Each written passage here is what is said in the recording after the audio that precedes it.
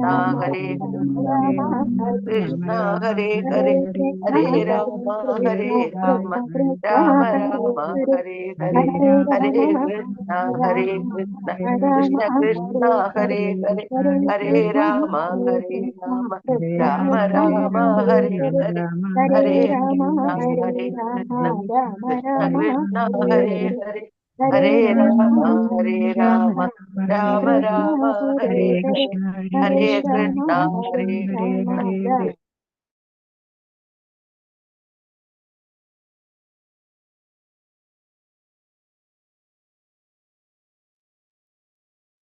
Hare Krishna. Sisirada Mandir is commanded with this. Om Atnanadimradasya Nanachana Shalakya Chashurun Militam Tasmay Sri Gurudevam Sri Chaitanya Manobishtam Sthapitam Dale Vada Yamdadi Siddham Vande Sri Priyuda Padakamalam Guru Vaishnava Sri Rupam Sagrachadam Sagataritam Jivam Sadhuidam Savadudam Varijana Saidam Krishna Chaitanya Devam Sri Radha Krishna Saganaludam Sri Vishagayam He Krishna Karuna Sindhu Deenabandhu Jagatpati Gopesha Gopika Kanda Radha Kanda Namastuti Attagam Gaurani Viradi Vrindavani Shri Rishabhan Sri Devi Namami Hari Priya Vanchagalpadruvasya Kripa Sutyevacha Patidanam Bhavnebhyo Vaishnavebhyo Namaha Tattvatmakam Krishnam Bhaktirupam Bhakta Bhakta Namami Bhakti Shakti Nityananda Mahanami Sarvananda Param Harinama Putake Avadhuta Shivu Mahavati Nyaya Krishna Prema Pradaya Devi Krishnaya Krishna Chaitanya Namne Gauratishyan Namo Vishnu Padaya Krishna Krishna Dale Srimati Bhakti Vedanta Swamin Nidana Namaste Saraswati Devi Gauravani Charne Shesha Shuddhadi Pashati Deshada Jai Sri Advaita Srivasadi Gauravani Hare Krishna Krishna Krishna Hare Hare Hare Rama Rama Rama Hare Hare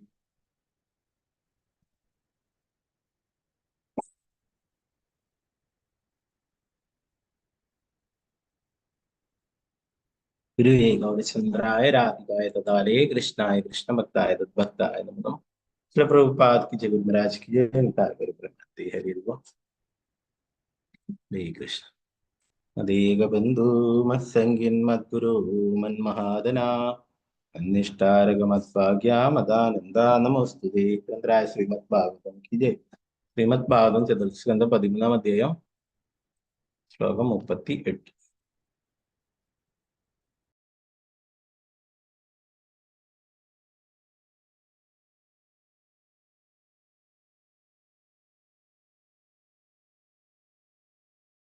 Om Namo Bhagavate Vasudevaya Satatvam Savanam Ratni Prashyavai Patvirātate Garpam Kala Ubhavutte Kumaram Sushve Apraja Satatvam Savanam Ratni Prashyavai Patvirātate Garpam Kala Ubhavutte Kumaram Sushve Apraja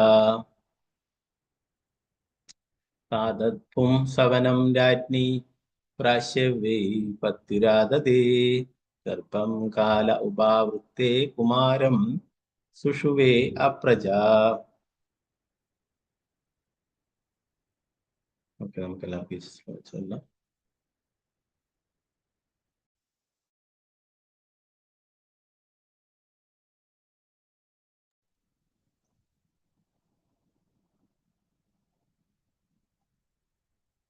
Om Namo Bhagavate Vasudevaya. Om Namo Bhagavate Vasudevaya. तातत् पुंसवनं राज्ञी प्राश्य वै पत्युरादते पुंसवनं पत्युरादते गर्भं काल उपावृत्ते कुमारं सुषुवे अप्रजा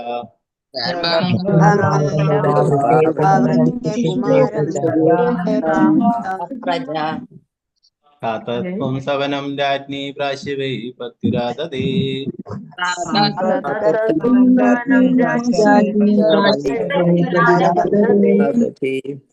गर्भं काल उपावृत्ते कुमारं सुषुवे प्रजा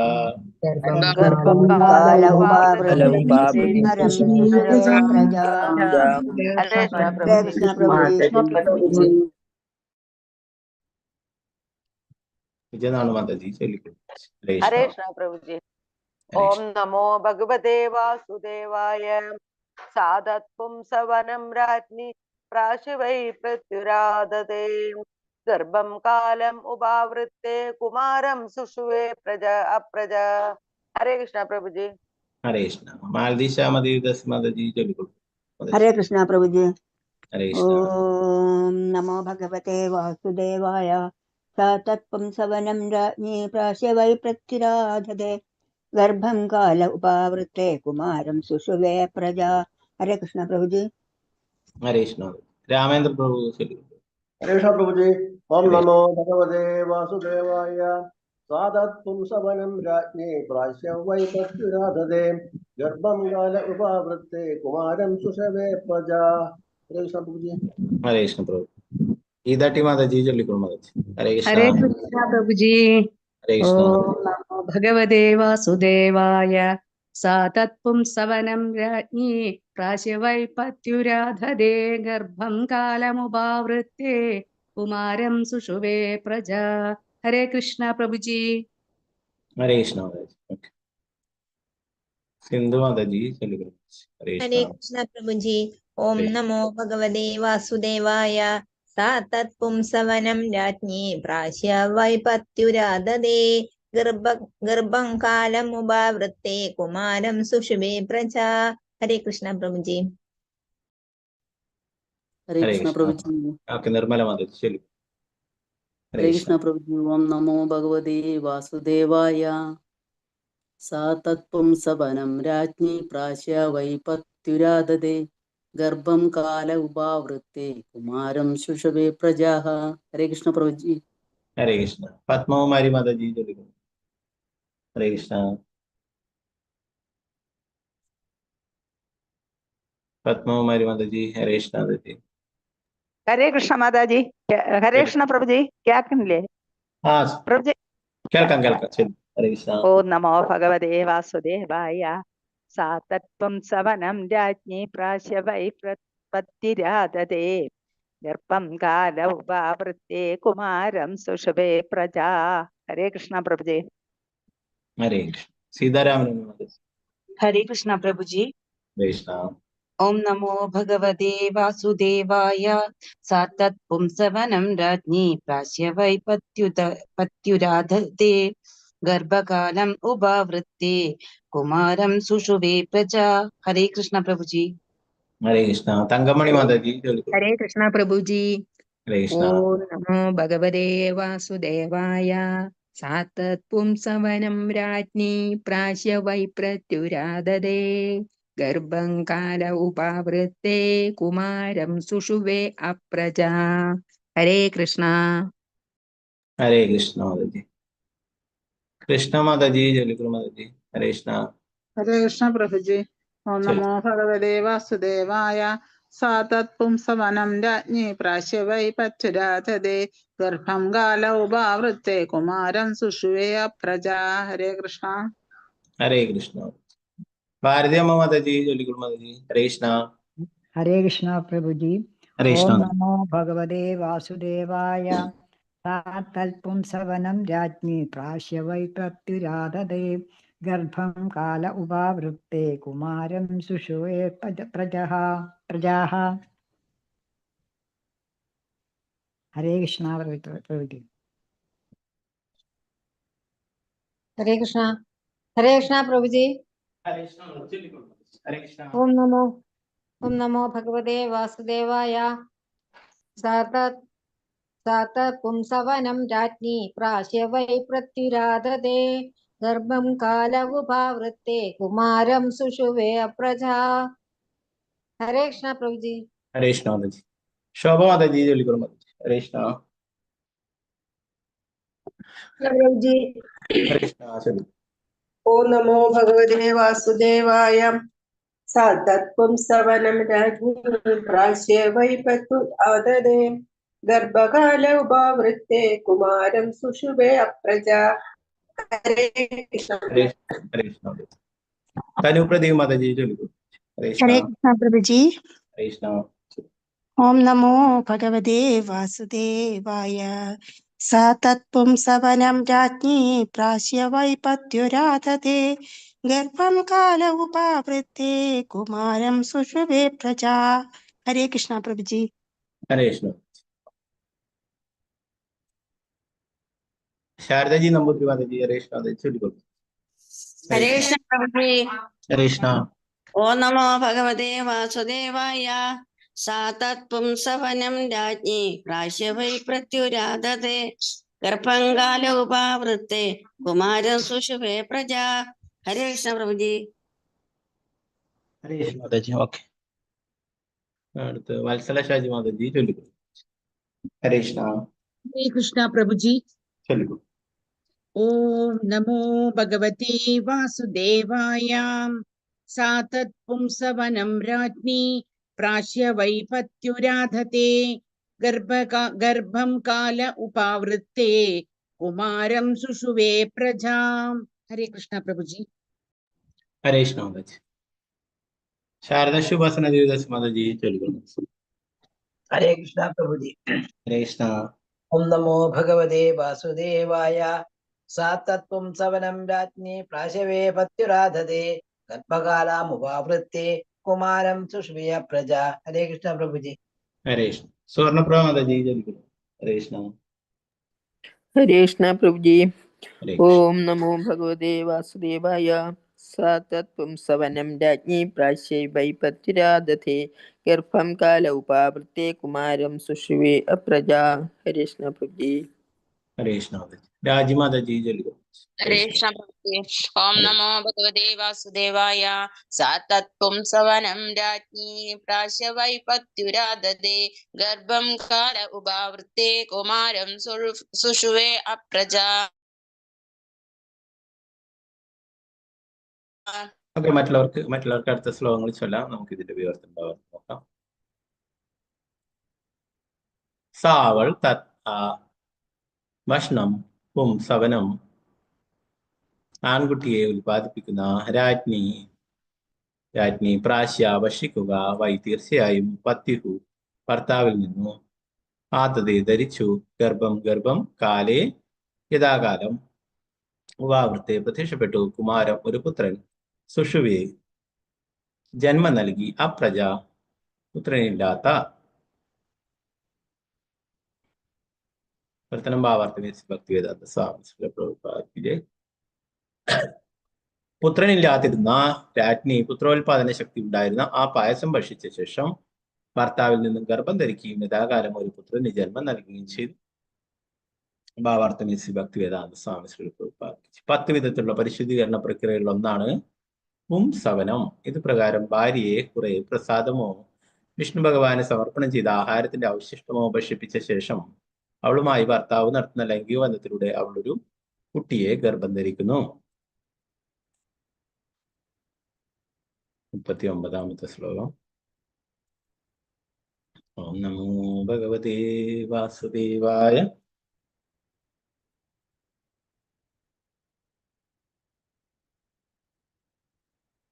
സബാല ഏവ പുരുഷോ മാതാമഹമനുവ്രതഃ അധർമാംശോദ്ഭവം മൃത്യു തേനാഭവതമാധാർമികഃ. സബാല ഏവ പുരുഷോ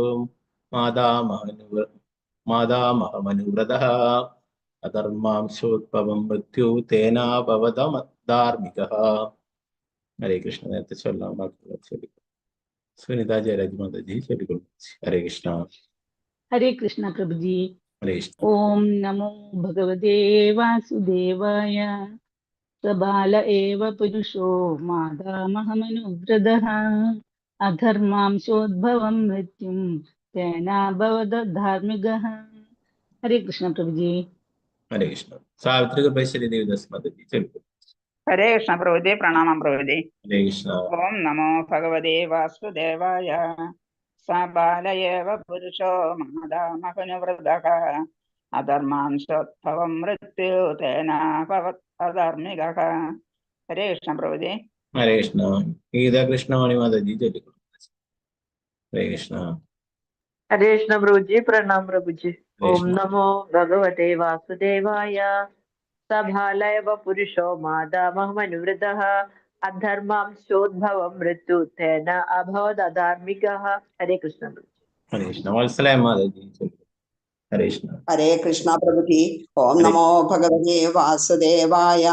सबालाय एव पुरुषो मादामहमनुव्रता अधर्मांशोद्भवं मृत्युं तेना भवदा धार्मिका। हरे कृष्णा प्रभु जी। हरे कृष्ण माता जी। वत्सला गोपाल माता जी चलिए। हरे कृष्ण। हरे कृष्णा प्रभु जी। हरे कृष्णा। चलिए। हरे ओम कृष्ण। नमो भगवते वासुदेवाय। सबाल एव पुरुषो मादामहमनुव्रतः अधर्मांशोद्भवं मृत्युं तेना भवद धार्मिकः। हरे तेना कृष्ण। भवद अधार्मिका। तेना भवद अधार्मिकः। हरे हरे कृष्ण। कृष्ण। विष्णु प्रेमिनी देवदास माता जी चलिए। हरे कृष्ण। हरे कृष्ण। ഹരേ കൃഷ്ണ സമയം അതെ അതെ ഹരേ കൃഷ്ണ. ഹരേ കൃഷ്ണ പ്രഭു കേൾക്കുന്നുണ്ടോ? हाँ ആ ഓം നമോ ഭഗവതേ വാസുദേവായ. പ്രണാമം പ്രഭുജി. സബാല हरे ഏവ പുരുഷോ മാതാമഹമനുവ്രതഃ അധർമാംശോദ്ഭവം മൃത്യും തേന ഭവദധാർമികഃ. ഹരേ കൃഷ്ണ പ്രഭു. हरे कृष्ण। अनिता कुमारी माता जी हरे कृष्ण। हरे कृष्णा प्रभु जी। चलिए। ओम नमो भगवते वासुदेवाय। सबाल एव पुरुषो मादामहमनुव्रतः अधर्मांशोद्भवं मृत्यु तेन भवधार्मिकः। हरे कृष्णा प्रभु जी। हरे कृष्ण। मिनी माता जी चलिए। हरे कृष्ण। हरे कृष्ण। मिनी माता जी अनम्यूट ചെയ്തോളൂ. हरे कृष्ण। शोभा प्रदीप माता जी चलिए। हरे कृष्ण। हरे कृष्ण प्रभु जी। चलिए। ओम नमो भगवते वासुदेवाय। सबाल एव पुरुषो मदामहामनुव्रता अधर्मांशोद्भवं मृत्यु तेना भवता धार्मिका। हरे कृष्ण। हरे कृष्ण। गीता सी माता जी चलिए।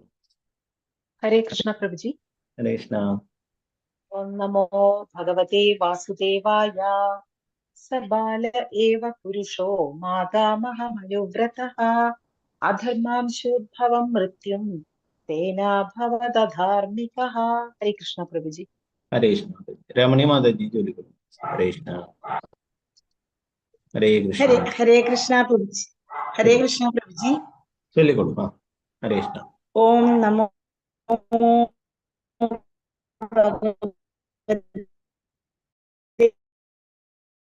ഭഗവതേ വാസുദേവായ. മഹമനുവ്രതഃ അധർമാംശോദ്ഭവം മൃത്യും തേനാഭവത ധാർമികഃ. ഹരേ കൃഷ്ണ. हरे कृष्ण। श्रीजय जी माता जी चलिए। हरे कृष्ण।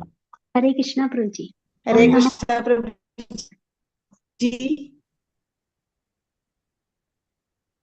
ഓക്കെ രമണി മാതാജി ചൊല്ലിക്കഴിഞ്ഞല്ലോ. മ്യൂട്ട് ആയിക്കോളൂ. അവിടെ നെറ്റ്വർക്ക് എന്തോ പ്രശ്നമുണ്ട് മാതാജിയുടെ. അത് ഓക്കെ ശ്രീജാജി മാതാജി ചൊല്ലിക്കൊള്ളു. ഹരേ കൃഷ്ണ.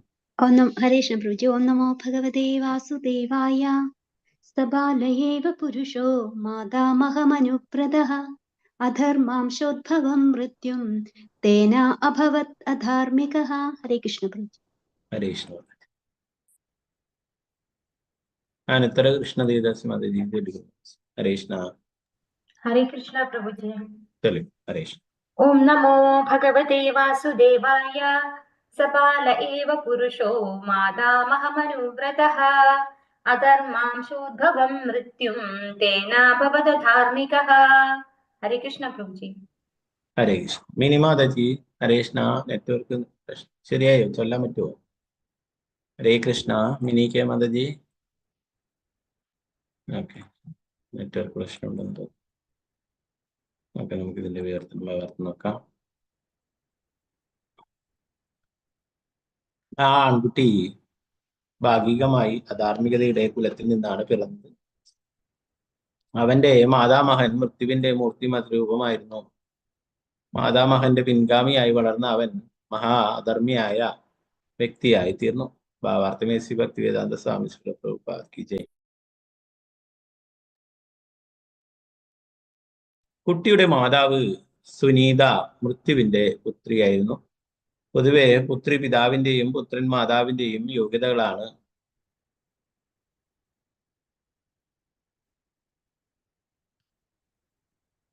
ആർജിക്കുക. അതുകൊണ്ട് സ്വതസിദ്ധം എന്ന പ്രമാണം അനുസരിച്ച് അംഗരാജാവിന് പിറന്ന പുത്രൻ അവന്റെ മാതാമഹന്റെ പിൻഗാമിയായിരുന്നു.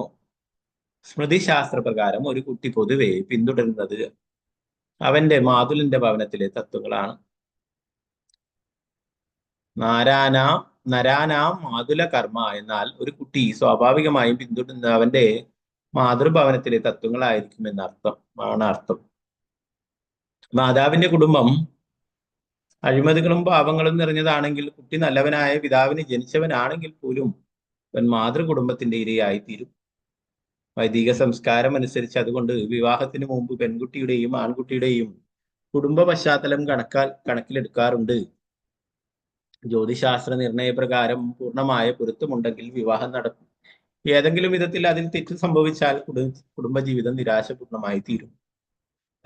അംഗരാജാവിന്റെ പത്നി സുനീത മൃത്യുവിന്റെ പുത്രിയായിരുന്നതിനാൽ രാജാവിന് അവളിൽ നല്ലൊരു ഭാര്യയെ ലഭിച്ചിരുന്നില്ലെന്ന് കാണപ്പെടുന്നു.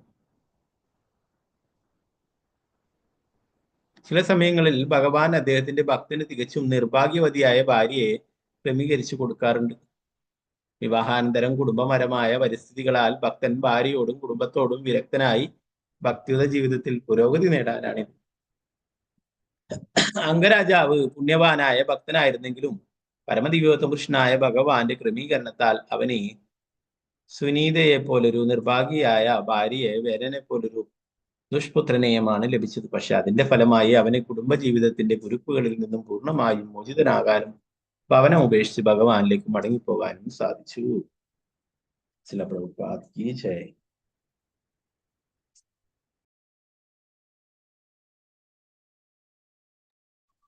40ാമത്തെ ശ്ലോകം. ഓം നമോ ഭഗവതേ വാസുദേവായ. തശരാസനമുദ്യമ്യ മൃഗയുർവനഗോചരഃ അന്ധ്യസാധുർമൃഗാന്തീനാൻ വേനോ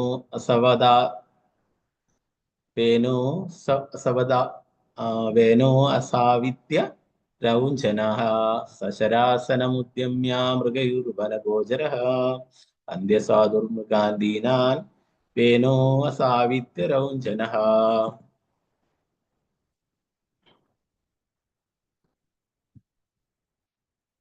അമ്പും വില്ലുമായി പതിവായി വനത്തിലേക്ക് പോയിരുന്ന ക്രൂരനായ ആ ബാലൻ നിഷ്കളങ്കരായ മാനുകളെ അനാവശ്യമായി കൊല്ലുമായിരുന്നു.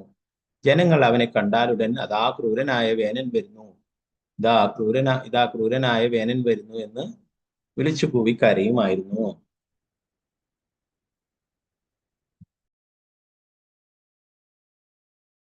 ഇവിടെ എന്ന് പറയുന്നത് അംഗരാജാവിന്റെ പുത്രനായിട്ട് വേനൻ ജനിക്കുകയുണ്ടായി. ആ വേനൻ ക്രൂരനായിരുന്നു എന്നാണ് പറയുന്നത്. ഭാവാർത്ഥം നോക്കാം. ഭാവാർത്ഥം ഭക്തിവേദാന്ത സ്വാമി ശ്രീല പ്രഭുപാദ് കി ജയ്. വേട്ട അഭ്യസിക്കുവാൻ ക്ഷത്രിയരെ വനത്തിൽ നായാട്ടിനെ അനുവദിച്ചിരുന്നു. മൃഗങ്ങളെ വെറുതെ കൊന്നൊടുക്കാനോ അവയുടെ മാംസം ഭക്ഷിക്കാനോ മറ്റെന്തെങ്കിലും ആവശ്യങ്ങൾക്ക് വേണ്ടിയോ ആയിരുന്നില്ല അത്. ക്ഷത്രിയ രാജാക്കന്മാർ ചില സന്ദർഭങ്ങളിൽ രാജ്യത്തെ കുറ്റവാളികളുടെ ശിരച്ഛേദം ചെയ്യിക്കുമായിരുന്നു. ഇതിനുള്ള പരിശീലനത്തിന് വേണ്ടിയാണ് അവർക്ക് വനത്തിൽ നായാട്ട് അനുവദിച്ചിരുന്നത്.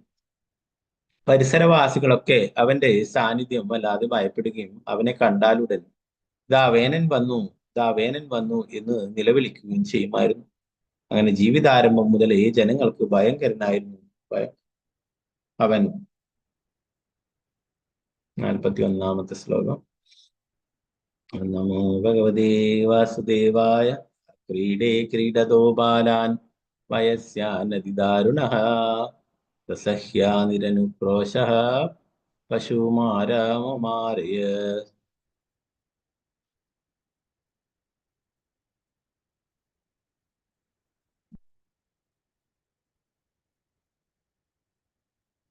അത്യന്തം ക്രൂരനായിരുന്നതിനാൽ ആ ബാലൻ കളിച്ചുകൊണ്ടിരിക്കുന്നതിനിടയിൽ അവന്റെ സമപ്രായരായ കുട്ടികളെ കശാപ്പും മൃഗങ്ങളെ എന്ന പോലെ നിഷ്കരണം കൊല്ലുമായിരുന്നു. 42ാമത്തെ ശ്ലോകം. നമോ ഭഗവതേ വാസുദേവായ. തം വിജശ്യകലം പുത്രം ശാസനൈർവിവിധൈർനൃപ യഥാനാശാസിതും കൽപോ വൃഷമാസീൻ സുദുർമനഃ.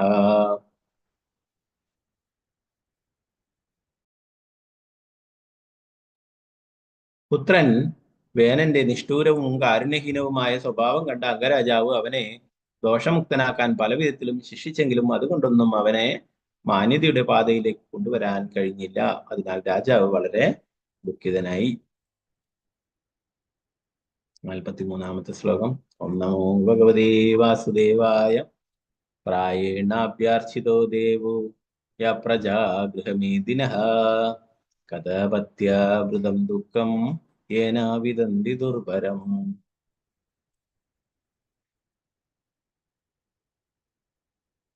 രാജാവ് ആത്മഹത്യം ചെയ്തു. പുത്രനില്ലാത്ത വ്യക്തികൾ നിശ്ചയമായും ഭാഗ്യമുള്ളവരാണ്. അവർ കഴിഞ്ഞ ജീവിതത്തിൽ ഭഗവാനെ ആരാധിച്ചിട്ടുണ്ടാവണം. അതുകൊണ്ടായിരിക്കണം അവർക്ക് ദുഷിതനായ ഒരു പുത്രൻ കാരണം ഉണ്ടാകുന്ന അസഹ്യമായ ദുരിതം താങ്ങേണ്ടി വന്നത്. നേരത്തെ പറഞ്ഞു കുറെ പുണ്യം ചെയ്തതുകൊണ്ടാണ് പുത്രൻ ഉണ്ടാകുന്നത് എന്നൊക്കെ പറഞ്ഞു അല്ലെ. എന്നാൽ ഇവിടെ അംഗരാജാവ് എന്താ പറയുന്നത്? പുത്രനില്ലാത്ത വ്യക്തികളാണ് ഭാഗ്യവാന്മാര്. എന്തുകൊണ്ടാണ് ഇങ്ങനെ ഒരു മോശപ്പെട്ട ഒരു പുത്രനെ ലഭിക്കുന്നത് എന്ന് അവര് രക്ഷപ്പെട്ടു അല്ലെ. അവർക്ക് ഭഗവാന്റെ കാരുണ്യമുണ്ട്. അതുകൊണ്ടാണ് അവർക്ക് ഇങ്ങനെയുള്ള പുത്രനെ ലഭിക്കാതിരുന്നത്. 44ാമത്തെ ശ്ലോകം. യഥപാപീയസി കീർത്തിരധർമ്മശാമഹാനൃണാം യഥോ വിരോധ സർവേഷാം യഥാ ആദിരനന്ദകഃ. പാവിയായ ഒരു പുത്രൻ ഒരു വ്യക്തിയുടെ സകല സത്കീർത്തികളും തുടച്ചു കളയും. കുടുംബത്തിലെ അവന്റെ അധാർമിക കർമ്മങ്ങൾ എല്ലാവർക്കും ഇടയിൽ അധർമ്മത്തിനും കലഹത്തിനും കാരണമാവുകയും അത് അനന്തമായ ഉത്കണ്ഠ മാത്രം ഉണ്ടാക്കുകയും ചെയ്യും. ഭാവാർത്ഥമേസി ഭക്തിവേദാന്ത സ്വാമി പ്രഭുപാദ്. വിവാഹിതരായ ദമ്പതികൾക്ക് തീർച്ചയായും ഒരു പുത്രൻ വേണം. അല്ലാത്ത പക്ഷം അവരുടെ കുടുംബം ശൂന്യമാകും. പക്ഷെ സദ്ഗുണങ്ങളില്ലാത്ത ഒരു പുത്രൻ ജനിക്കുന്നത് ഒരു പൊട്ടക്കണ്ണുണ്ടായിരിക്കുന്ന ഇതിന് തുല്യമായിരിക്കും. പൊട്ടക്കണ്ണ് കാഴ്ചക്ക് ഉപകരിക്കുകയില്ലെന്ന് മാത്രമല്ല വെറുതെ അസഹ്യമായ വേദന ഉണ്ടാക്കുകയും ചെയ്യും. അതിനാൽ അത്തരം ഒരു ദൂഷിച്ച പുത്രൻ ഉണ്ടായിപ്പോയതിൽ രാജാവ് അത്യധികം ഭിന്നനായി.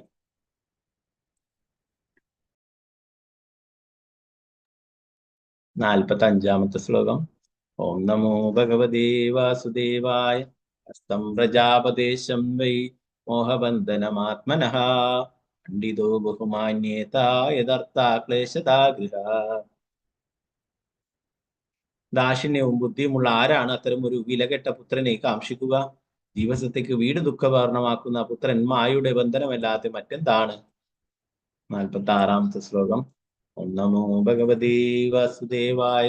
കഥപത്യം വരം മന്യേ സദപത്യാചുപ്ചാം പദാത് നിർവിദ്യേത ഗൃഹാൻ മർത്യോ യത്ക്ലേശാനിവഹാ.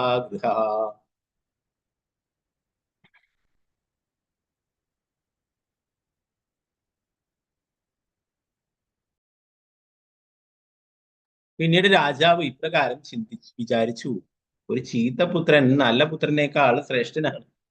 എന്തുകൊണ്ടെന്നാൽ നല്ല പുത്രൻ ഒരുവന് കുടുംബത്തോട് പ്രതിപത്തി വർദ്ധിപ്പിക്കുന്നു. അതേസമയം ചീത്തപുത്രൻ അത് ഉണ്ടാക്കുന്നില്ല. ചീത്തപുത്രൻ കുടുംബത്തെ നരകമാക്കുമ്പോൾ ബുദ്ധിമാനായ ഗൃഹസ്ഥൻ സ്വാഭാവികമായും നിഷ്പ്രയാസം അതിനോട് വിരക്തനാകുന്നു. ഭാവാർത്ഥമേസി ഭക്തിവേദാന്ത സ്വാമി. രാജാവ് ഒരുവന് ഭൗതിക ഗൃഹത്തോടുള്ള ആകർഷണത്തിന്റെയും വിരക്തിയുടെയും അടിസ്ഥാനത്തിൽ വിചാരിക്കുവാൻ ആരംഭിച്ചു. പ്രഹ്ലാദ് മഹാരാജാവിന്റെ അഭിപ്രായ പ്രകാരം ഭൗതിക ഭവനം ഒരു പൊട്ടക്കിണറിന് സമാനമാണ്. ഒരുവൻ ഒരു പൊട്ടക്കിണറിൽ വീണുപോയാൽ അതിൽ നിന്നും കയറി വരാനും ജീവിതം ആരംഭിക്കാനും വളരെ പ്രയാസമാണ്. കുടുംബ ജീവിതമാകുന്ന പൊട്ടക്കിണർ കഴിയുന്നത്ര വേഗം ഉപേക്ഷിച്ച് പരമദിവ്യോത്തമ കൃഷ്ണനായ ഭഗവാൻ ശരണം പ്രാപിക്കാൻ വനത്തിലേക്ക് പോകാൻ പ്രഹ്ലാദ് മഹാരാജാവ് ഉപദേശിച്ചു.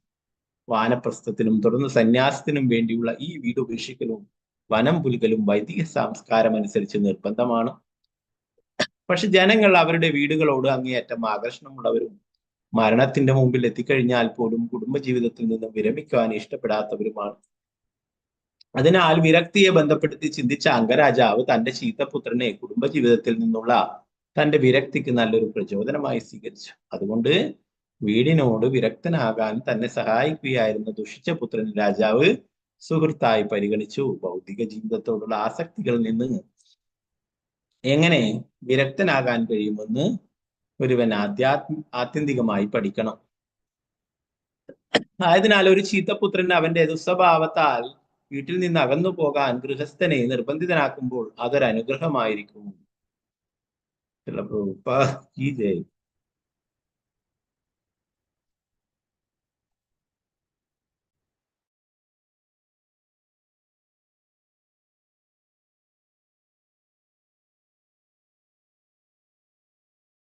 ശ്ലോകം. ഓം നമോ ഭഗവതേ വാസുദേവായ.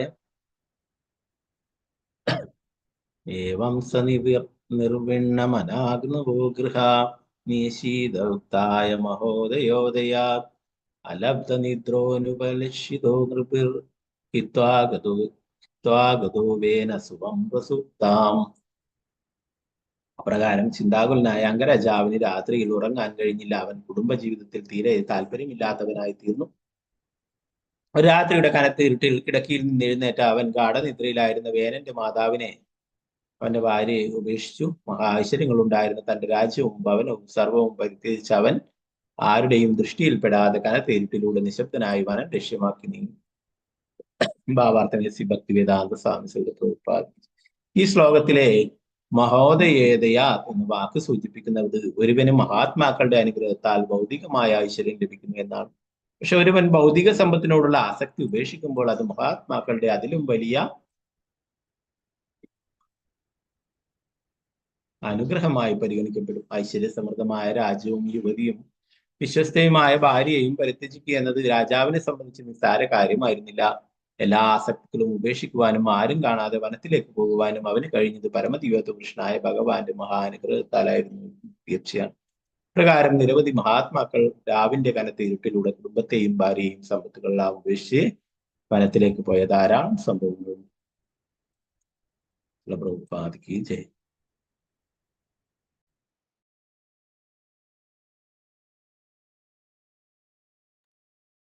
48ാമത്തെ ശ്ലോകം. ഒരു ശ്ലോകം കൂടി നമുക്ക് എടുത്ത് തീർക്കാം. ഓക്കെ, 49 വരെ ശ്ലോകം. 48ാമത്തെ ശ്ലോകം. ഓം നമോ ഭഗവതേ വാസുദേവായ. ഓം നമോ ഭഗവതേ വാസുദേവായ. വിഘ്നായ നിർവിദ്യഗതം പദിം പ്രജാ പുരോഹിതാമാത്യ സുഹൃദ്ഗണാദയാ വിചിക്യുരുർവ്യാമതിക്ഷോഗദാദര യഥാ നിഗൂഢം പുരുഷം നയോഗിനഃ. രാജാവ് താല്പര്യരഹിതനായി രാജ്യം ഉപേക്ഷിച്ചു പോയെന്ന് മനസ്സിലായതോടെ എല്ലാ പൗരന്മാരും പുരോഹിതന്മാരും മന്ത്രിമാരും സുഹൃത്തുക്കളും സാമാന്യ ജനങ്ങളും അതീവ ദുഃഖിതരായി. അവരവനെ ലോകം മുഴുവൻ അന്വേഷിക്കുവാൻ ആരംഭിച്ചു. അവിദഗ്ധനായൊരു നിഗൂഢ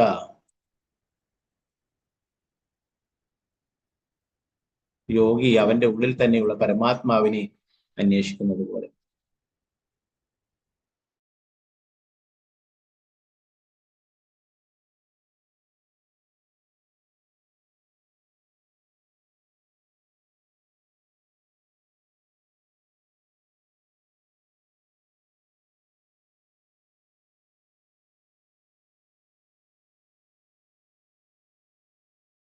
ഹരേ കൃഷ്ണ. ഓക്കെ, ഭാവാർത്ഥമേ ശ്രീ ഭക്തിവേദാന്ത സ്വാമി പ്രഭുപാദ് കി ജയ്. ബുദ്ധിഹീനരായ നിഗൂഢ യോഗികൾ അവരുടെ ഹൃദയത്തിൽ തന്നെയുള്ള പരമാത്മാവിനെ അന്വേഷിക്കുന്ന ഉദാഹരണം വളരെ വിജ്ഞാനപ്രദമാണ്. പരമോന്നത സത്യത്തെ മനസ്സിലാക്കുന്നതിന് 3 വ്യത്യസ്ത സവിശേഷതകളിലൂടെയാണ് അവ്യക്തിഗത ബ്രഹ്മം, പരമാത്മാവ്, പരമദിവ്യോത്തമ കൃഷ്ണനായ ഭഗവാൻ എന്നിങ്ങനെ കുയോഗികൾക്ക് അഥവാ ബുദ്ധിഹീനരായ നിഗൂഢ യോഗികൾ ഭാവങ്ങളിലൂടെ അവ്യക്തിഗത ബ്രഹ്മതലം വരെ എത്താൻ കഴിഞ്ഞേക്കാം. പക്ഷെ അവർക്ക് എല്ലാ അജരസത്തകളുടെയും ഉള്ളിൽ സ്ഥിതി ചെയ്യുന്ന പരമാത്മാവിനെ കണ്ടെത്താൻ കഴിയില്ല. രാജാവ് പോയപ്പോൾ അവൻ മറ്റെവിടെയെങ്കിലും ഉണ്ടെന്ന് ഉറപ്പായുണ്ടായിരുന്നിട്ടും അവനെ എങ്ങനെ കണ്ടുപിടിക്കുമെന്ന് നിശ്ചയമില്ലാതെ ജനങ്ങൾ നിരാശരായി. ബുദ്ധികെട്ട നിഗൂഢരെ പോലെ.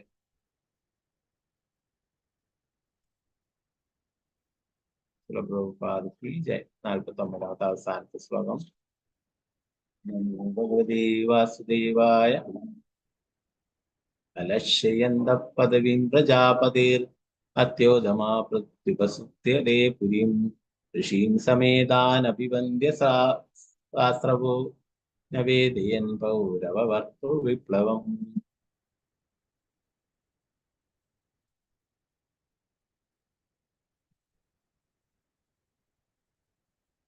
എല്ലായിടത്തും അന്വേഷിച്ചിട്ടും രാജാവിന്റെ ഒരു അടയാളവും കിട്ടാതെ നിരാശരായ പൗരജനങ്ങൾ രാജാവിന്റെ അഭാവത്തിൽ രാജ്യത്തെ മഹാമുനികൾ സമ്മേളിച്ചിരുന്ന നഗരത്തിലേക്ക് മടങ്ങി വന്നു. കണ്ണീരോടെ ആദര പ്രണാമങ്ങൾ അർപ്പിച്ചു. ശേഷം അവർ അന്വേഷണത്തിന്റെ വിശദാംശങ്ങളും രാജാവിനെ എങ്ങും കണ്ടുപിടിക്കുവാൻ കഴിഞ്ഞില്ലെന്ന വിവരവും മുനിമാരെ അറിയിച്ചു. ശ്രീല പ്രഭുപാദ് കീ ജയ്. ശ്രീമദ് ഭാഗവതം 4-ാം സ്കന്ധം 13-ാം അധ്യായം ധ്രുവ രാജാവിന്റെ പിൻഗാമികളുടെ വിവരണം എന്ന ഭക്തിവേദാന്ത വ്യാഖ്യാനം ഇപ്രകാരം സമാപിച്ചു. 14-ാമത്തെ അധ്യായം വേനൻ രാജാവായിട്ട് വാഴുന്നതും വേനൻ രാജാവിന്റെ ചെയ്തികളെ കുറിച്ചൊക്കെ പറയുന്നതാണ്. പിന്നീട് നോക്കാം.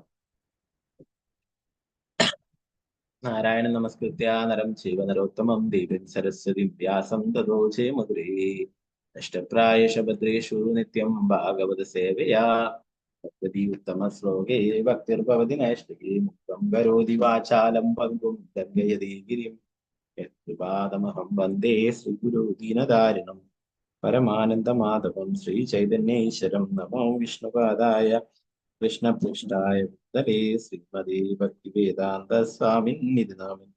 നമസ്തേ സരസ്വതേ ദേവേ ഗൗരവാണി പ്രചാരിണേ നിർവിശേഷ ശൂന്യവാദി പാശ്ചാത്യ ദേശധാരിണി. ജയ ശ്രീകൃഷ്ണ ചൈതന്യ പ്രഭു നിത്യാനന്ദ അദ്വൈത ഗദാധര ശ്രീവാസാദി ഗൗരഭക്തവൃന്ദ.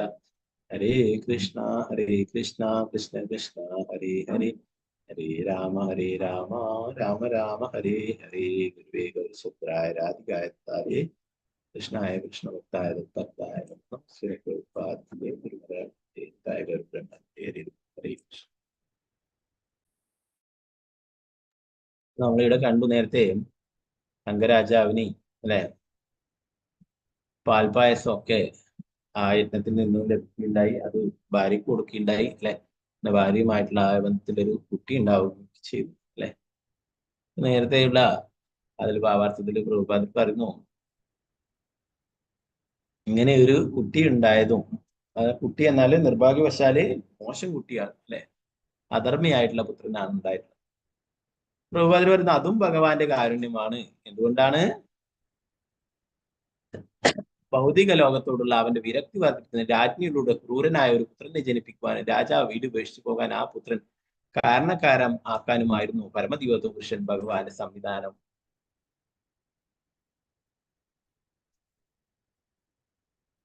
അപ്പോ യഥാർത്ഥത്തില് അധർമ്മയായിട്ടുള്ള പുത്രനെ ലഭിച്ചത് മോശമായിട്ടുള്ള കാര്യമാണെന്നാണ് പറയാ അല്ലെ പൊതുവെ. എന്നാൽ ഇവിടെ പ്രഭുപാദർ പറയുന്നു അതെന്തുകൊണ്ടാണ്?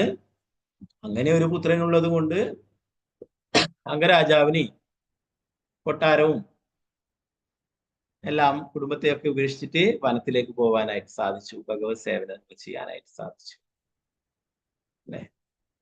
അപ്പൊ അതിനെ കുറിച്ചിട്ട് തന്നെയാണ് പിന്നീട് അവസാന ഭാഗങ്ങളിലും പറയുന്നത്.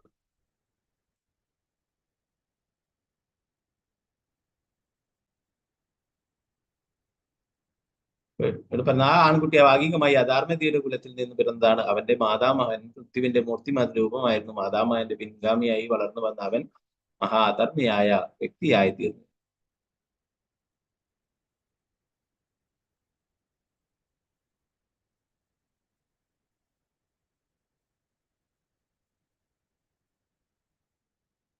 മാതൃ കുടുംബത്തിലുള്ള അമ്മാവന്റെ ആ ഒരു ഇതാണ് കിട്ടുക എന്ന് ഇവിടെ പ്രഭുപാദരി ഭാവ കുട്ടികൾ അല്ലെ.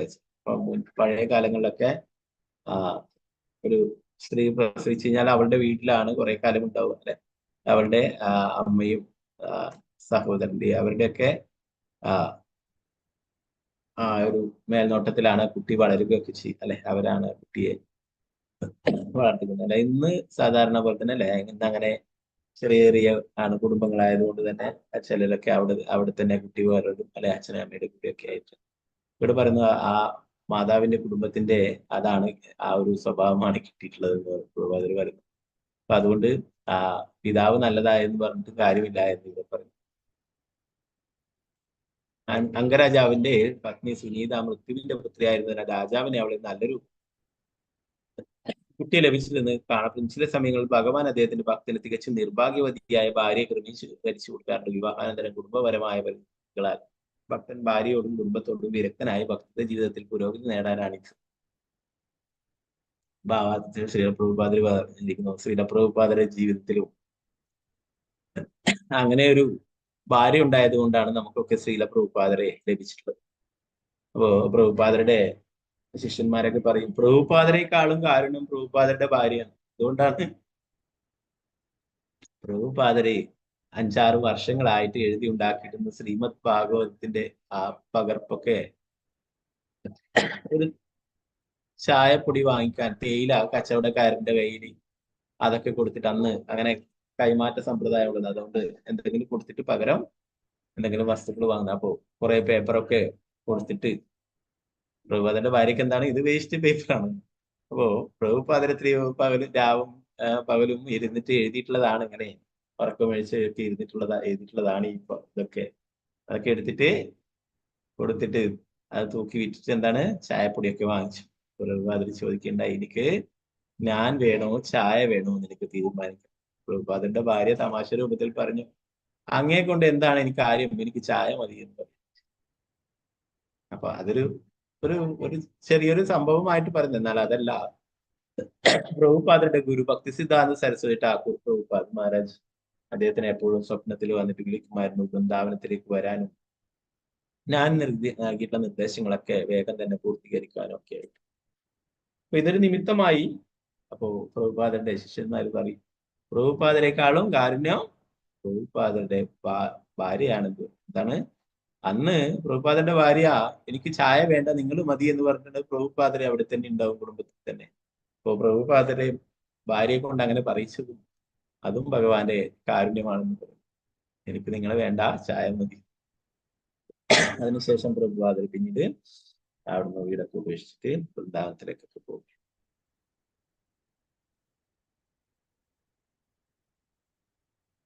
ഇവിടെ പറയുന്നത് അംഗരാജാവിന് അങ്ങനെ ഒരു പുത്രൻ ഉണ്ടായിരുന്നത് കൊണ്ടാണ് അദ്ദേഹത്തിന് വനത്തിലേക്ക് പോവാനും ഭഗവാന്റെ ഭക്തിയുടെ സേവനങ്ങൾക്ക് ചെയ്യാനും സാധിച്ചത്. നമുക്ക് ധാരാളം ഉദാഹരണങ്ങളാണ്. ചില ആളൊക്കെ ആ ധൃതരാഷ്ട്ര മഹാരാജാവിന്റെ ഒക്കെ ഉദാഹരണം നമ്മൾ കണ്ടു. രാജ്യവും നഷ്ടപ്പെട്ടു, പത്നിയും നഷ്ടപ്പെട്ടു, മക്കളും നഷ്ടപ്പെട്ടു, എന്നിട്ടും കൊട്ടാരത്തിൽ അള്ളിപ്പിടിച്ചിരിക്കുന്നു അല്ലെ. ഇപ്പോഴും എന്റേതാണ് രാജ്യം, ഞാനാണെന്ന് രാജാവ് എന്ന് വിചാരിച്ചുകൊണ്ട് അല്ലെ. എന്നിട്ടാണ് വിതുരര് വന്നിട്ട് ഉപദേശിക്കുന്നത് നീ ഒരു പട്ടിയെ പോലെ യുധിഷ്ഠിര മഹാരാജാവിന്റെ ഉച്ഛിഷ്ടബന്ധി നിന്നിട്ട് ഇവിടെ കഴിയാൻ നാണമില്ലേ എന്നൊക്കെ ചോദിച്ചിട്ട് ശകാരിക്കുകയും വനത്തിലേക്ക് കൊണ്ടുപോവുകയൊക്കെ ചെയ്യും അല്ലെ. എന്നാൽ യുധിഷ്ഠിര മഹാരാജാവായാലും പരീക്ഷത്ത് മഹാരാജാവായാലും അവരൊക്കെ കൊട്ടാരം ഉപേക്ഷിച്ചിട്ട് വനത്തിലേക്ക് പോയിട്ടുണ്ട്. അപ്പൊ വാനപ്രസ്ഥം 50 വയസ്സ് കഴിഞ്ഞാൽ കുടുംബ ബന്ധങ്ങളിൽ നിന്നൊക്കെ മോചനം നേടണം, പൂർണ്ണമായിട്ടും ഭഗവത് സേവനത്തിൽ ഏർപ്പെടണമെന്നാണ് വാനപ്രസ്ഥം സന്യാസം. ബ്രഹ്മചാരി, ഗൃഹസ്ഥ, വാനപ്രസ്ഥം, സന്യാസം. 50 വയസ്സാകുമ്പോഴേക്ക് കുട്ടികളൊക്കെ മുതിർന്നു കഴിഞ്ഞ് കുടുംബത്തിന്റെ ചുമതലകളൊക്കെ ഏറ്റെടുക്കാനായിട്ടാകുമ്പോൾ അവിടുന്ന് ഗൃഹനാഥൻ വനത്തിലേക്ക് പോകണമെന്ന്. വനം എന്ന് പറയുന്നത് വൃന്ദാവനം. ഇവിടെ പ്രഹ്ലാദ് മഹാരാജ് പറയുന്നു വൃന്ദാവനത്തിലേക്ക്. അപ്പൊ ഇവിടെ വേനെ പോലെ ഒരു ദുഷ്ടനായിട്ടുള്ള പുത്രനെ ലഭിച്ചത് അദ്ദേഹത്തിന്റെ ഭാഗ്യമായിട്ടാണ് ഇവിടെ പറയുന്നത്. പരമദിവ്യത്വ പുരുഷനായ ഭഗവാന്റെ ക്രമീകരണത്താൽ അവന് സുനീതയെ പോലൊരു നിർഭാഗ്യവാനായ ഭാര്യയും വേനനെ പോലൊരു ദുഷ്പുത്രനെയുമാണ് ലഭിച്ചത്. പക്ഷെ അതിന്റെ ഫലമായി അവന് കുടുംബത്തിന്റെ കുരുക്കുകളിൽ കുടുംബജീവിതത്തിന്റെ കുരുക്കുകളിൽ നിന്ന് പൂർണ്ണമായി മോചിതനാകാനും ഭവനം ഉപേക്ഷിച്ച് ഭഗവാനിലേക്ക് മടങ്ങി പോകാനും സാധിച്ചു എന്ന് ശ്രീമദ് ഭാഗവതത്തിലെ ഒരു ശ്ലോകം കൊണ്ട് പ്രഭുപാദര് പലപ്പോഴും ചൊല്ലുന്നു. 10:88 പറയുന്നു, യസ്യാഹം അനുഗ്രഹശ്യാമി ഹരിഷ്യേ തദ്ദനം സനൈ തദോദനം ത്യജത്യന്ത്യസ്യ സ്വജനാ ദുഃഖ ദുഃഖിതാം. ഭഗവാൻ കൂടുതൽ കാരുണ്യം കാണിക്കുമ്പോഴേ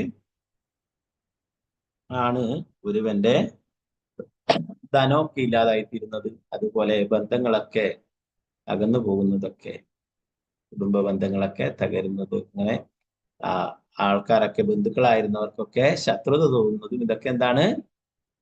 ഭഗവാന്റെ കൂടുതൽ കാരുണ്യമായിട്ട് പറയുന്നു. അപ്പൊ ഇവിടെ ഒരു ദുഷ്ടനായിട്ടുള്ള ഒരു പുത്രനെയും നിർഭാഗ്യവതിയായ ഭാര്യയൊക്കെ ലഭിച്ചത് അങ്കന്റെ ഭാഗ്യമായിട്ട് കണക്കാക്കുന്നു.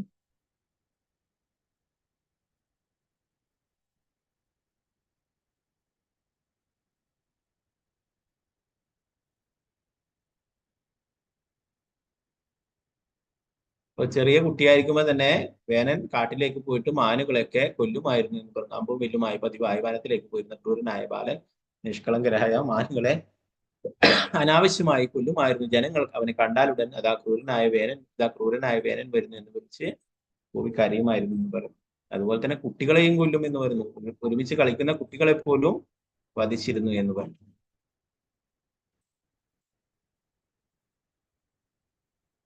എന്താ ക്രൂരനായിരുന്നതിനാൽ ആ ബാലൻ കളിച്ചുകൊണ്ടിരിക്കുന്നില്ല, അവന്റെ പ്രായക്കാരായ കുട്ടികളെ കശാപ്പ് മൃഗങ്ങളെ എന്ന പോലെ നിഷ്കരണം കൊല്ലുമായിരുന്നു. കളിച്ചിട്ടാകുമ്പോ തോറ്റിട്ടാകുമ്പോ ഒക്കെ എന്താണ് അവരെയൊക്കെ കഴുത്തറുത്ത് കൊല്ലുക.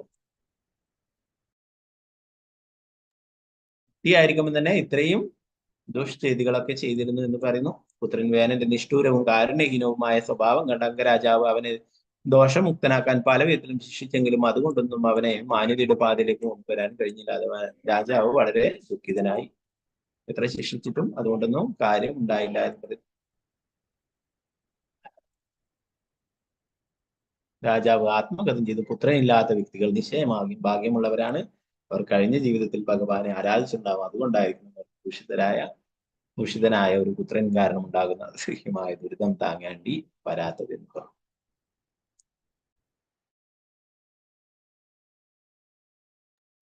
നേരത്തെ പറഞ്ഞു കുറെ പാപങ്ങൾ ചെയ്തുകൊണ്ടാണ് അംഗരാജാവിന് പുത്രനില്ലാതിരുന്നത് എന്നൊക്കെ പറഞ്ഞു അല്ലെ.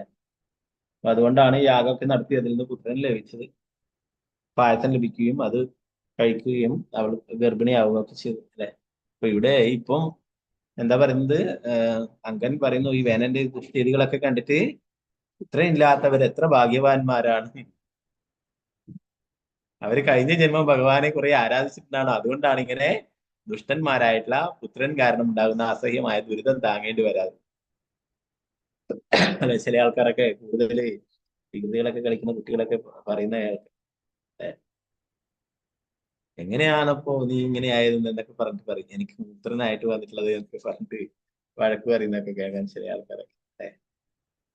അപ്പോ അത് ഇവിടെ പറയുന്നു, അതുകൊണ്ട് വേനനെ പോലുള്ള ഒരു പുത്രൻ ഉണ്ടാവാത്തതാണ് നല്ലത് എന്ന് അങ്കൻ പറയുന്നു. അങ്ങനെയുള്ള ദുഷ്ടന്മാരായുള്ള പുത്രൻ ഇല്ലാത്തവരൊക്കെ ഭാഗ്യവാന്മാരാണ് എന്ന്.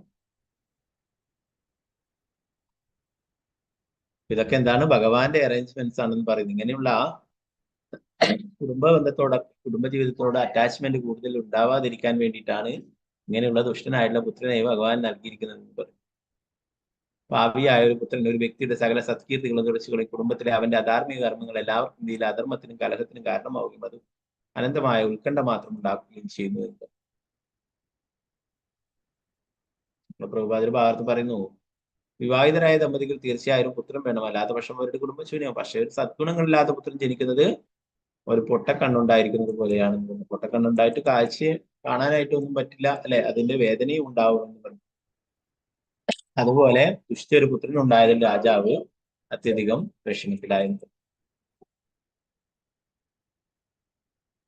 ദാക്ഷിണ്യവും ബുദ്ധിയുമുള്ള ആരാണ് അത്തരം ഒരു വിലകിട്ട പുത്രനെ കാക്ഷിക്കുന്ന ജീവിതത്തേക്ക് വീട് ദുർദ്ധവും ദുഃഖപൂർണമാകുന്ന പുത്രൻ മായയുടെ ബന്ധനമല്ലാതെ മറ്റെന്താണ്?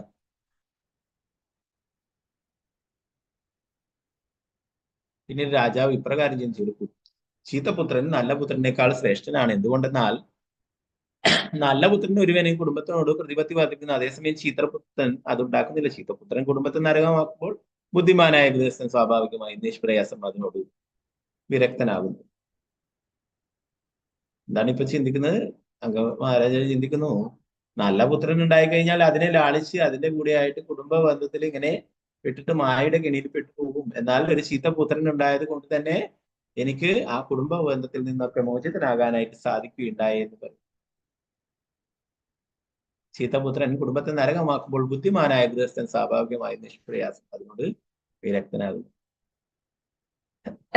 ചില ആൾക്കാരൊക്കെ പറയാറുണ്ട്, ഇപ്പോഴും പല അമ്മമാരൊക്കെ പറയും, ഭക്തി ചെയ്യാനായിട്ട് മക്കളൊന്നും സമ്മതിക്കുന്നില്ല, മക്കളൊക്കെ പലതരത്തിലും ദ്രോഹിക്കുന്നു എന്നൊക്കെ പറഞ്ഞു. എനിക്കറിയുന്ന ഒരു മാതാജി ഉണ്ടായിരുന്നു, വേറെ സത്സംഗത്തിലാണ്. അപ്പൊ അവര് പ്രസാദമൊക്കെ കഴിക്കുന്നതിലൊക്കെ അവരുടെ മകൻ മദ്യപിച്ചിട്ടൊക്കെ വന്നിട്ട് അതിൻ്റെ അത് മത്സ്യമൊക്കെ കൊണ്ടുവിടും, അങ്ങനെ പല ദ്രോഹങ്ങളൊക്കെ ചെയ്തു. ആ അമ്മ പിന്നെ കുറച്ച് കഴിഞ്ഞപ്പോൾ അമ്മ അവിടെ വീട് വിട്ടിട്ട് വേറെ അവിടെ തന്നെ വന്നിട്ട് താമസിക്കുകയുണ്ടായി, അമ്പലത്തിൽ തന്നെ. അപ്പൊ എന്താണ്, അത് ഭഗവാന്റെ അറേഞ്ച്മെന്റ്സ് ആണ്. അല്ലെങ്കിൽ അവിടുന്ന് ഈ മക്കളൊക്കെ ഇങ്ങനെ ദ്രോഹങ്ങളൊക്കെ കേട്ടിട്ട് അവിടെ തന്നെ കഴിയേണ്ടതായിരിക്കും. എന്നാല് ഭഗവാൻ അവിടുന്ന് വിരക്തി ഉണ്ടാക്കുകയും ഭഗവാന്റെ അടുത്തേക്ക് തന്നെ മാറ്റുകയൊക്കെ ചെയ്യും അല്ലെ. അപ്പൊ അങ്ങനെ എന്താ പറയാ, ചില ആൾക്കാരൊക്കെ പറയും കഴിഞ്ഞ ജന്മത്തിലെ ശത്രുക്കളാണ് പുത്രന്മാരായിട്ടൊക്കെ വരുന്നത്. അപ്പൊ അങ്ങനെ ചില ആൾക്കാർക്ക് അങ്ങനെ ദ്രോഹിക്കുന്നവരൊക്കെ ഉണ്ട്. ചില മക്കളൊക്കെ അങ്ങനെ പല അമ്മമാരും പറയും അവര് ജപിക്കാൻ വിടുന്നില്ല, അവർ പ്രസാദം ഉണ്ടാക്കാൻ വിടില്ല, അങ്ങനെ എങ്ങനെ അല്ലെ. അപ്പൊ അങ്ങനെ ഉള്ള പുത്രന്മാര് എന്താണ്, അവര് കൂടുതൽ അറ്റാച്ച്മെന്റ് ഇല്ലാതാക്കും, ഭഗവാനുമായിട്ട് കൂടുതൽ അറ്റാച്ച്മെന്റ് ഉണ്ടാക്കും. ഇവിടെ പ്രഹ്ലാദ് മഹാരാജ് പറയുന്നത് ഗൃഹമന്തകൂപം അല്ലെ, ഗൃഹമേദികളെ കുറിച്ചിട്ടാണ്. ഗൃഹസ്ഥ ജീവിതത്തിലും നമുക്ക് ഭക്തിയുത സേവനങ്ങളൊക്കെ ചെയ്യാം. എന്നാൽ ഗൃഹമേദികളായിട്ട് ഭഗവാനെ മറന്നു ജീവിക്കുന്നവരെന്താണ്, പൊട്ടക്കിണറിലാണുള്ളത് എന്ന് പറയും. അപ്പൊ അവിടുന്ന് രക്ഷപ്പെട്ടു വരിക വളരെ പ്രയാസമാണ്.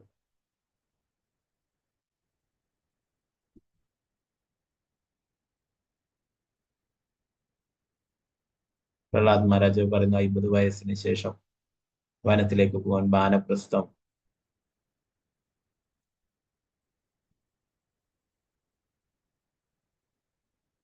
പ്രഹ്ലാദ് മഹാരാജാവിന്റെ അഭിപ്രായ പ്രകാരം ഭൗതിക ഭവനം ഒരു പൊട്ടക്കിണറിന് സമാപനമാണ്. ഒരുവൻ ആ പൊട്ടക്കിണറിൽ വീണു പോയാൽ അതിൽ നിന്നും കയറി വരാനും ജീവിതം പുനരാരംഭിക്കുവാനും വളരെ പ്രയാസമാണ്. കുടുംബജീവിതമാകുന്ന പൊട്ടക്കിണർ കഴിയുന്നത്ര വേഗം ഉപേക്ഷിച്ച് പരമദിവ്യോത്തമ കൃഷ്ണനായ ഭഗവാൻ ശരണം പ്രാപിക്കാൻ വനത്തിലേക്ക് പോകാൻ പ്രഹ്ലാദ് മഹാരാജാവ് ഉദ്ദേശിച്ചു.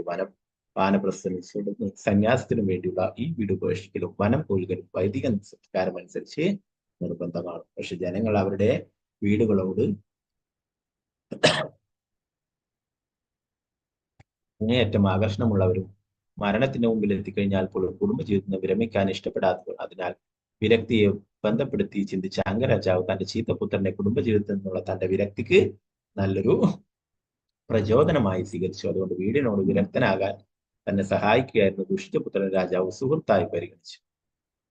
ഭൗതിക ജീവിതത്തോടുള്ള ആസക്തികളിൽ നിന്ന് എങ്ങനെ വിരക്തനാകാൻ കഴിയുന്ന ഒരുവൻ ആത്യന്തികമായി പഠിക്കണമായതിനാൽ ഒരു ചീത്തപുത്രൻ അവന്റെ ദുസ്വഭാവത്താൽ വീട്ടിൽ നിന്ന് അകന്നു പോകാൻ ഗൃഹസ്ഥനെ നിർബന്ധിതനാക്കുമ്പോൾ അതൊരു അനുഗ്രഹമായിരുന്നു.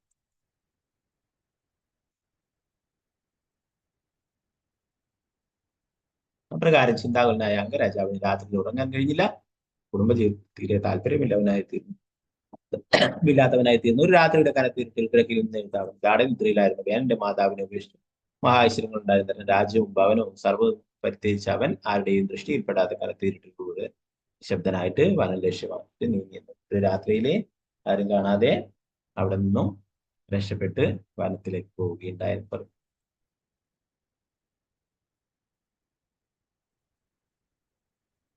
പ്രവാചകരുടെ പറഞ്ഞു ഈ ശ്ലോകത്തിലെ മഹോദയാത് എന്ന വാക്ക് സൂചിപ്പിക്കുന്നത് മഹാത്മാക്കളുടെ അനുഗ്രഹത്താൽ ഭൗതികമായ ഐശ്വര്യം ലഭിക്കുന്നത്. പക്ഷെ ഒരുവൻ ഭൗതിക സമ്പത്തിനോടുള്ള ആസക്തി ഉപേക്ഷിക്കുമ്പോൾ അത് മഹാത്മാക്കളുടെ അതിലും വലിയ അനുഗ്രഹമായിട്ട് പറയും അല്ലെ. അതാണ് നേരത്തെ പറഞ്ഞത്, ഭഗവാന്റെ അനുഗ്രഹമായിട്ട് കരുതുന്നത്. മറ്റുള്ളതെല്ലാം ഭൗതികമായിട്ടുള്ള ഐശ്വര്യങ്ങളൊക്കെ നശിക്കുന്നത് എന്താണ്, യസ്യാഹം അനുഗ്രഹിച്ചാൽ ഭഗവാന്റെ അനുഗ്രഹമായിട്ട് കരുതണം. അതിനെ ഐശ്വര്യ സമൃദ്ധമായ രാജ്യവും യുവതിയും വിശ്വസ്തമായ ഭാര്യയും പരിത്യജിക്കുക എന്നത് യുവതിയും വിശ്വസുമായ ഭാര്യയും പരിത്യജിക്കുന്നത് രാജാവിനെ സംബന്ധിച്ച് നിസ്സാര കാര്യമായിരുന്നില്ല.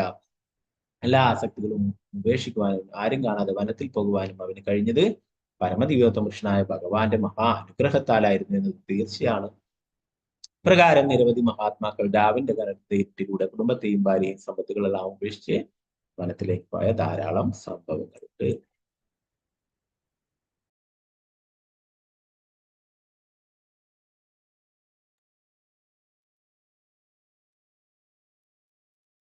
രാജാവ് താല്പര്യരഹിതനായി രാജ്യം ഉപേക്ഷിച്ചു പോയെന്ന് മനസ്സിലായതോടെ എല്ലാ പൗരന്മാരും പുരോഹിതന്മാരും മന്ത്രിമാരും സുഹൃത്തുക്കളും സാമാന്യ ജനങ്ങളും അതിദുഃഖിതരായി അവരവനെ ലോകം മുഴുവൻ അന്വേഷിക്കാൻ ആരംഭിച്ചു. അവിദഗ്ധനായൊരു നിഗൂഢ യോഗി അവന്റെ ഉള്ളിൽ തന്നെയുള്ള പരമാത്മാവിനെ അന്വേഷിക്കുന്നത് പോലെ എല്ലാവരും അന്വേഷിച്ചിറങ്ങുകയുണ്ടായി. ഉദാഹരണം എന്താ പറയുന്നത്, എല്ലാവരുടെയും ഹൃദയത്തിൽ പരമാത്മാവായിട്ട് ഭഗവാനുണ്ട് അല്ലെ. എന്നാൽ യോഗി എല്ലാ കാടുകളിലും മറ്റുള്ള വനങ്ങളിലും ആടയുടെയൊക്കെ മലകളിലും ഒക്കെ അലഞ്ഞു തിരിയുന്നു. ഇതിനാണ് പരമാത്മാവിനെ കണ്ടുപിടിക്കാനായിട്ട്. പരമാത്മാവ് എവിടെയുള്ളത്? ഇതൊക്കെ ഉള്ളിൽ തന്നെയുണ്ട് പരമാത്മാവായിട്ട് ഭഗവാൻ. അതുപോലെ അവര് മന്ത്രിമാരും മറ്റുള്ളവരൊക്കെ അംഗരാജാവിനെ തെരഞ്ഞു നടക്കുകയുണ്ടായിരുന്നു. ബുദ്ധിഹീനരായ നിഗൂഢയോഗികൾ അവരുടെ ഹൃദയത്തിൽ തന്നെയുള്ള പരമാത്മാവിനെ അന്വേഷിക്കുന്ന ഉദാഹരണം വളരെ വിജ്ഞാനപ്രദമാണ്. പരമോന്നത സത്യത്തെ മനസ്സിലാക്കുന്നത് 3 വ്യത്യസ്ത സവിശേഷതകളിലൂടെയാണ്. ആ വ്യക്തിഗത ബ്രഹ്മം, പരമാത്മാവ്, പരമദിവ്യ ഭഗവാൻ. ബുദ്ധിഹീനരായ നിഗൂഢയോഗികൾ ഊഹാഭവങ്ങളുടെ ആ വ്യക്തിഗത ബ്രഹ്മതലം വരെ എത്താൻ കഴിഞ്ഞേക്കാം. പക്ഷെ അവർക്ക് എല്ലാ ജീവസത്തുക്കളുടെയും ഉള്ളിൽ സ്ഥിതി ചെയ്യുന്ന പരമാത്മാവിനെ കണ്ടെത്താൻ കഴിയില്ല. രാജാവ് പോയപ്പോൾ അവൻ മറ്റെവിടെയെങ്കിലും ഉണ്ടെന്ന് ഉറപ്പുണ്ടായിരുന്നിട്ടും അവനെ എങ്ങനെ കണ്ടുപിടിക്കുമെന്ന് നിശ്ചയമില്ലാതെ ജനങ്ങൾ നിരാശരായി ബുദ്ധികെട്ട നിഗൂഢരെ പോലെ. രാജാവ് മരിച്ചിട്ടില്ല അല്ലെ, എന്തായാലും എവിടെയുണ്ട് കണ്ടുപിടിക്കാൻ അവർ വിചാരിച്ച കഴിയുന്ന രാജ്യത്ത് ധാരാളം ഭടന്മാരും മറ്റുള്ളവരൊക്കെ ഉണ്ട് അല്ലെ, മന്ത്രിമാരുണ്ട്. അവരെ കൊണ്ടൊക്കെ സാധിക്കും. എന്നാൽ അവരെ ബുദ്ധി കുറഞ്ഞവരെ പോലെ എങ്ങനെ കണ്ടുപിടിക്കാൻ നിശ്ചയമില്ലാതെ നിരാശരായിട്ടിരിക്കുകയുണ്ടായെന്ന് പറഞ്ഞു. എല്ലായിടത്തും അന്വേഷിച്ചിട്ടും രാജാവിന്റെ ഒരു അടയാളവും കിട്ടാതെ നിരാശരായ ഒരു ജനങ്ങൾക്ക് രാജാവിന്റെ അഭാവത്തിൽ രാജ്യത്തെ മഹാമുനികൾ സമ്മേളിച്ചിരുന്ന നഗരത്തിലേക്ക് മടങ്ങി വന്നു. കണ്ണീരോടെ ആദരപ്രണാമങ്ങൾ അർപ്പിച്ച ശേഷം അവർ അന്വേഷിച്ചതിന്റെ വിശദാംശങ്ങളും രാജാവിനെ എങ്ങനെ കണ്ടുപിടിക്കാൻ കഴിഞ്ഞില്ലെന്ന വിവരവും മുനിമാരെ അറിയിക്കുകയുണ്ടായി. ശ്രീല പ്രഭുപാദിക്ക്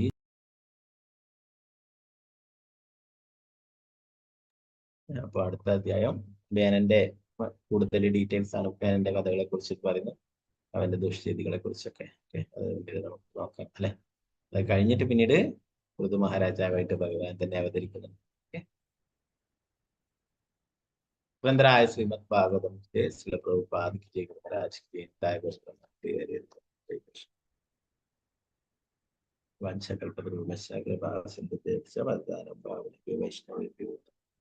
അനന്തകൂടി വൈഷ്ണവ് ജയ പ്രഭുപാദിക്ക് ജയ മഹാരാജ് ഹരേ കൃഷ്ണ. ഇന്നത്തെ ഭാഗങ്ങൾ എന്തെങ്കിലും സംശയങ്ങൾ ഉണ്ടെങ്കിൽ കൈയെടുത്താൽ, ഒന്നുമില്ലെങ്കിൽ ക്ലാസ് പിടിച്ചെടുക്കാം. ഹരേ കൃഷ്ണ. ഹരേ കൃഷ്ണ പ്രഭുജി. ഹരേ കൃഷ്ണ. ഹരേ കൃഷ്ണ പ്രഭുജി. ഹരേ കൃഷ്ണ പ്രഭുജി. ഹരേ കൃഷ്ണ പ്രഭുജി. ഹരേ കൃഷ്ണ പ്രഭുജി. ഹരേ കൃഷ്ണ. അപ്പൊ ഇന്നത്തെ ഈ പ്രാവശ്യത്തെ ഏകാദശി വരുന്നത് വെള്ളിയാഴ്ചയാണ്. ഓക്കെ, വെള്ളിയാഴ്ച 10-ാം തീയതിയാണ് ഏകാദശി, ഉത്രാട ഏകാദശി കേട്ടോ. ഓക്കെ, ഹരേ കൃഷ്ണ. ഹരേ കൃഷ്ണ പ്രഭുജി. ഹരേ കൃഷ്ണ പ്രഭുജി. ഹരേ കൃഷ്ണ. ഹരേ കൃഷ്ണ. ഹരേ കൃഷ്ണ പ്രഭുജി. ഹരേ കൃഷ്ണ. അപ്പൊ വേറൊന്നും ഇല്ലെങ്കിൽ നമുക്ക് ഹരേ കൃഷ്ണ പ്രഭുജി. ഹരേ കൃഷ്ണ. ഹരേ കൃഷ്ണ. അപ്പൊ ഇന്ന് അമ്പലത്തിൽ പ്രഭുപാദ ഡിസേബിൾ പോയി. ക്ലാസ് ഇന്ന് ഇല്ല, സാധാരണ പോലെ ഭാഗവതം ക്ലാസ് ആണുള്ളത്. ഓക്കെ, ഹരേ കൃഷ്ണ. വാഞ്ചകൽപതരൂപശ കൃപാസിന്ധുഭ്യവ പതിതാനം ഭാവനക വൈഷ്ണവ. അല്ല